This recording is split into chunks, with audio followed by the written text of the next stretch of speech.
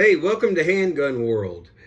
I want to talk about to compensate or not. And what I mean by that is using a compensator on a handgun.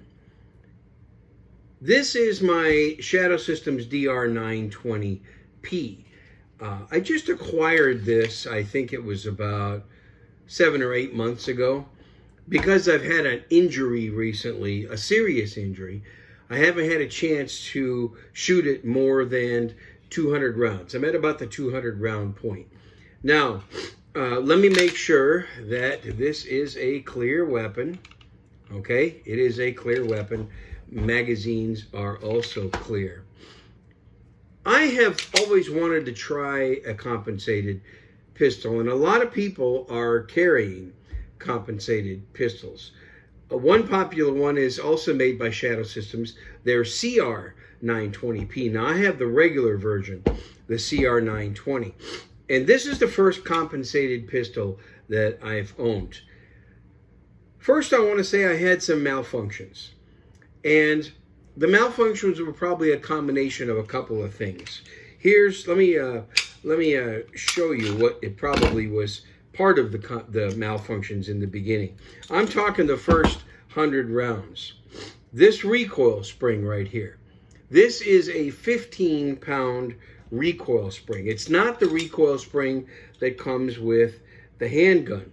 What comes with the handgun is a 17-pound recoil spring, and I think that was part of my problem, is I was using 115 grain ammo. It was regular range ammo. I think it was American Eagle 115 grain, or maybe PMC. And this gun didn't like it. It malfunctioned a lot with the 115 grain ammo. So I read on, I think it was the Shadow Systems website. Maybe it was in the manual itself. I'm not sure.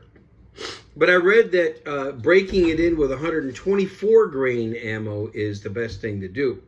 So I went down to the 15-pound recoil spring that I just showed you, and I shot some 115 grain ammo because that's all I had at the time. It functioned better. But when I used the 124 grain NATO with the 15-pound recoil spring, big difference. Much better reliability. For me, reliability is everything.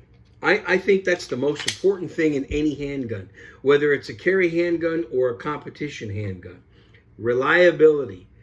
No malfunctions. I don't tolerate malfunctions. I hope you don't either. I don't tolerate them.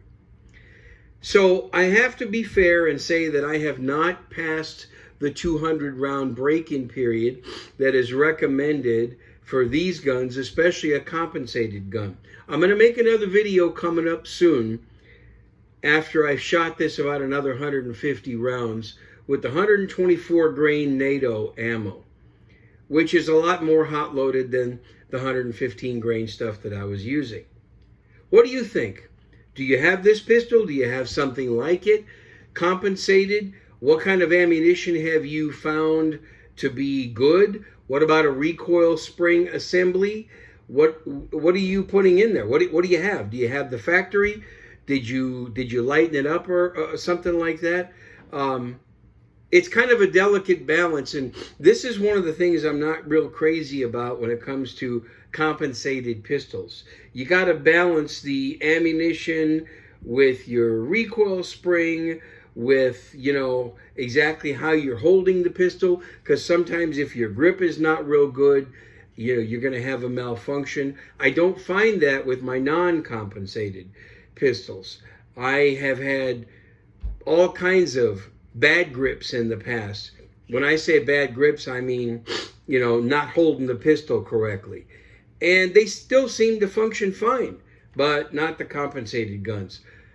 If you like this video, please click the like button, subscribe to my channel, check down below in the comments, read some, put some in there. I'd like to hear from you. Thanks for watching Handgun World.